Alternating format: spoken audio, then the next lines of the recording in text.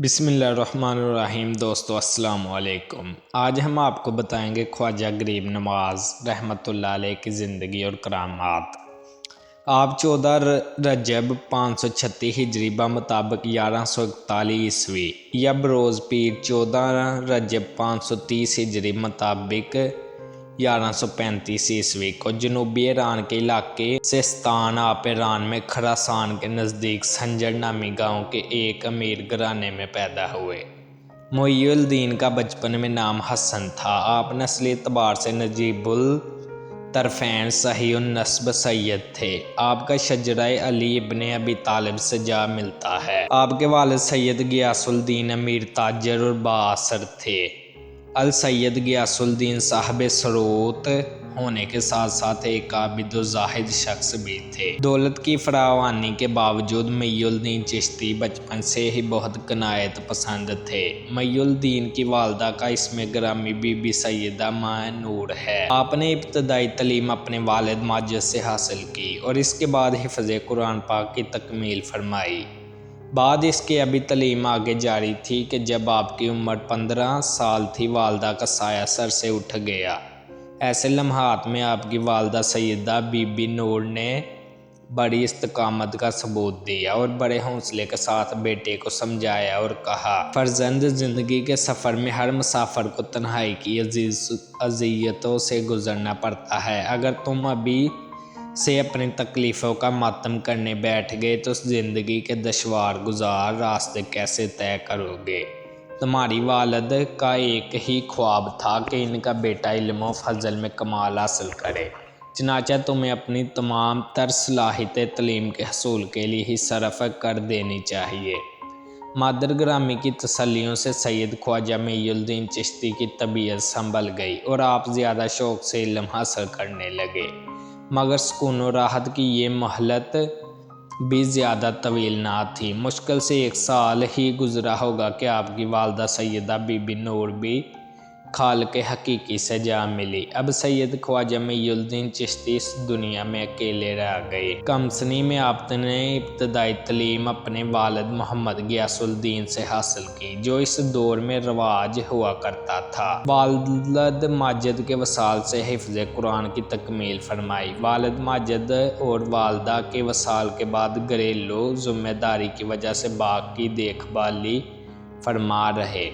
والد کی وفات پر ایک باغ اور ایک آٹا پسینے والی چکی آپ کو ورثے میں ملی۔ والدین کی جدائی کے بعد باغبانی کا پیشہ آپ نے اختیار کیا۔ تعلیمی سلسلہ منقطع ہو گیا۔ آپ کو اس کا بڑا افسوس تھا، لیکن یہ ایک ایسی فطری جس کا بظاہر کوئی علاج نہ تھا۔ ایک دن خواجہ محی الدین چشتی اپنے باغ میں درختوں کو پانی دے رہے تھے کہ ادھر سے مشہور بزرگ ابراہیم قندوزی کا گزر ہوا۔ آپ نے بزرگ کو دیکھا تو دوڑتے ہوئے پاس گئے اور ابراہیم قندوزی کے ہاتھوں کو بوسہ دیا۔ ابراہیم قندوزی ایک نوجوان کے اس جوش و عقیدت سے بہت متاثر ہوئے۔ انہوں نے شفقت سے آپ کے سر پر ہاتھ پھیرا اور چند دعائے کلمات کہہ کر آگے جانے لگے تو آپ نے ابراہیم قندوزی کا دامن تھام لیا۔ سید ابراہیم نے محبت بھرے لہجے میں پوچھا، اے نوجوان، آپ کیا چاہتے ہیں؟ خواجہ محی الدین چشتی نے عرض کی کہ آپ چند لمحے اور میرے باغ میں قیام فرمائے۔ کون جانتا ہے کہ یہ سعادت مجھے دوبارہ نصیب ہوگی کہ نہیں۔ آپ کا لہجہ اس قدر عقیدت مندانہ تھا کہ ابراہیم قندوزی سے انکار نہ ہو سکا اور آپ باغ میں بیٹھ گئے۔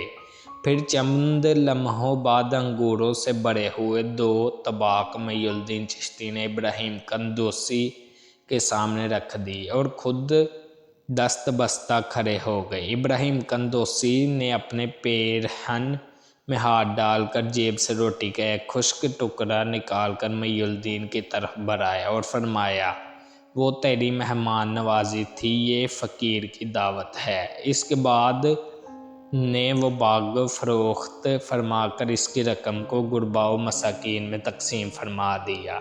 مزید حصول دین کی خاطر سفر کیا اور اپنے جائے ولادت کو خیر آباد کہہ دیا۔ علوم ظاہری۔ بعد ازاں آپ نے سب کچھ اللہ کی راہ میں لٹانے کے بعد تحصیل علم کے لیے خراساں کو خیر آباد کہہ دیا۔ اور آپ نے سمرقند بخارا کا رخ کیا، جو اس وقت علوم و فنون کے اہم مراکز تصور کیے جاتے تھے۔ یہاں پہلے آپ نے قرآن پاک حفظ کیا، پھر تفسیر، فقہ، حدیث اور دوسرے علوم ظاہری میں مہارت حاصل کر لی۔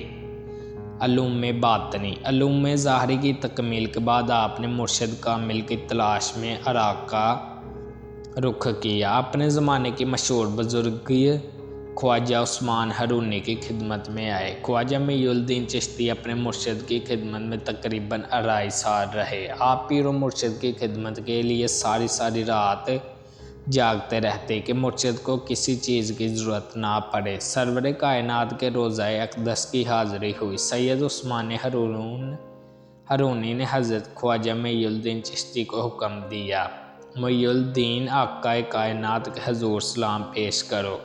خواجہ محی الدین چشتی نے گداس قلب کے ساتھ لرزتی ہوئی آواز میں کہا، السلام علیکم یا سید مرسلین۔ وہاں موجود تمام لوگوں نے سنا۔ روضہ رسول سے جواب آیا، وعلیکم السلام یا سلطان الہند۔ اسفار سفر بغداد کے دوران میں آپ کی ملاقات شیخ نجم الدین کبریہ سے ہوئی۔ اولیاء کرام میں شیخ نجم الدین کبریہ کا مقام بہت بلند ہے۔ محی الدین چشتی 2.5 ماہ تک شیخ نجم الدین کبریہ کے ہاں قیام پذیر رہے اور ایک عظیم صوفی کی محبتوں سے فیض یاب ہوئے۔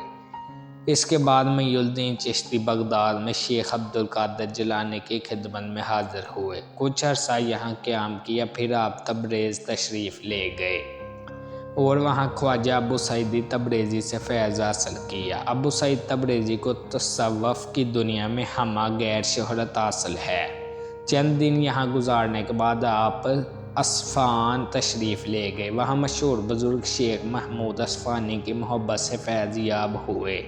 جب آپ اصفہان سے روانہ ہوئے تو قطب الدین بختیار کاکی، جو ابھی نوعمر تھے، آپ کے ساتھ ہوئے، جو بعد میں تاجدار ہند کہلائے۔ آپ گنج شکر بابا فرید کے مرشد اور نظام الدین اولیاء کے دادا مرشد ہیں۔ بہرکیف محی الدین چشتی اصفہان خرقان تشریف لے آئے۔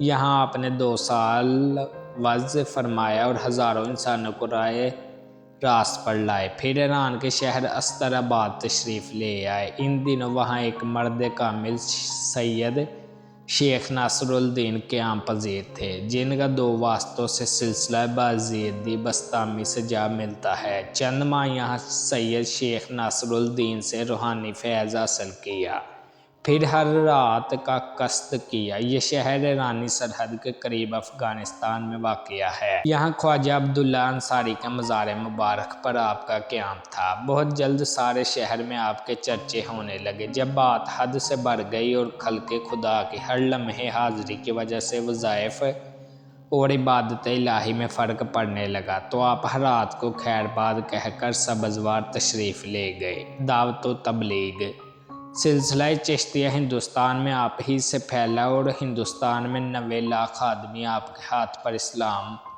لائے۔